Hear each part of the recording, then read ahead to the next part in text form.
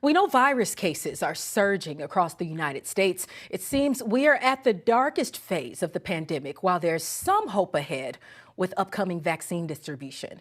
Quick Takes Madison Mills is here to break down the latest COVID data for us. Madison, thanks for joining us, but let's start with some good news, the vaccine.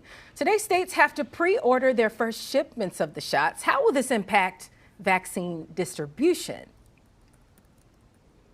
Right, Renita. So there is some hopeful news right now with the Pfizer vaccine. All 50 states have until 8 p.m. Eastern tonight to pre-order the first big shipment of the Pfizer vaccine. Now, each box that goes to these states with the vaccine is going to have 975 doses in it. And as we know, you have to keep the Pfizer vaccine extremely cold. So there are a lot of logistics to work out with this distribution plan. And that's why all 50 states have submitted a distribution plan to the CDC and gotten notes back from them this week about how they can work out this production timeline. So we're going to be hearing from individual states moving forward about which hospitals are going to be getting these shipments of the Pfizer vaccine first. But of course, all of this hedges on the big FDA meeting next week that we've been talking about on this show for what feels like a lifetime now, right? The FDA is meeting December 8th through the 10th to go over Pfizer's raw clinical trial data. On the 10th, they'll vote on whether or not the Pfizer vaccine can get that emergency use authorization needed to dole it out across the country. So that's what's happening in the near future. But right now, cases are at a record high. Can you put the latest COVID numbers into context for us? Yeah, Renita, like you mentioned, we really can't overstate how dire the situation is with COVID right now. I want to dig into the death rate first. I have a graphic I want to show you that shows that there are 6 states this week that had over 500 deaths in one day, which shatters previous records. We also saw on Wednesday that over 2,800 people died in one day, again, shattering previous records. Just on Monday of this week, I talked with you about how there was 1 COVID death per minute. As we sit today, Renita, that number has already doubled to 2 deaths per minute, and 200,000 people are testing positive every day. So while we're hearing this exciting news about a vaccine, public health experts really want to stress that the vaccine is not here yet, right? We're seeing this surge in cases, and they're very concerned that people are going to start getting a little lax on the public health measures that have kept the virus down throughout the summer. They want to make sure going into the winter season that people stay socially distant, keep wearing masks, and keep each other safe. So what has the federal response been to this surge, both from the current administration and the Biden team as he prepares to enter office?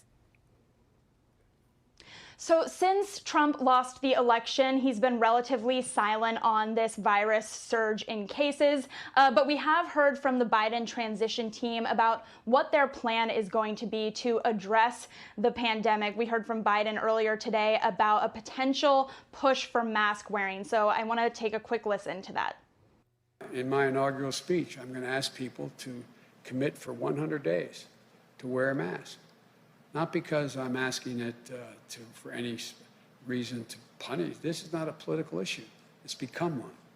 But if people do it for 100 days, in the middle of what will be still a raging crisis, and the vaccine is able to be distributed, they're going to see deaths drop off the edge. They're going to see hundreds of thousands of people not getting sick.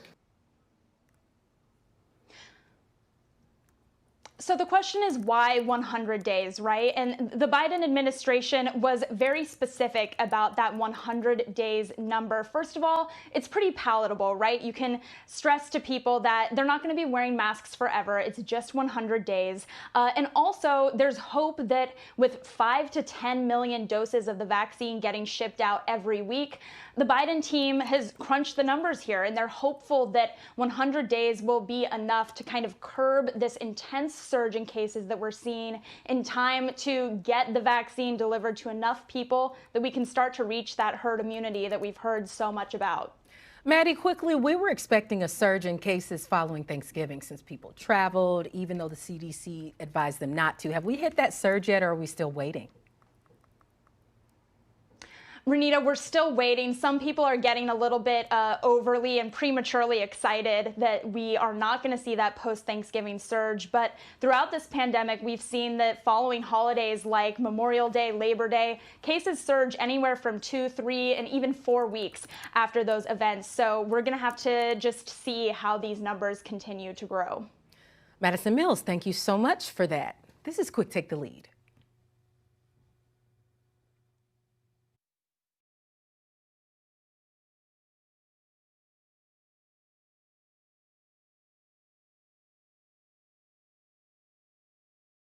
The biggest stories the moment they happen from around the globe. Subscribe to Bloomberg Quick Take now for insight in an instant.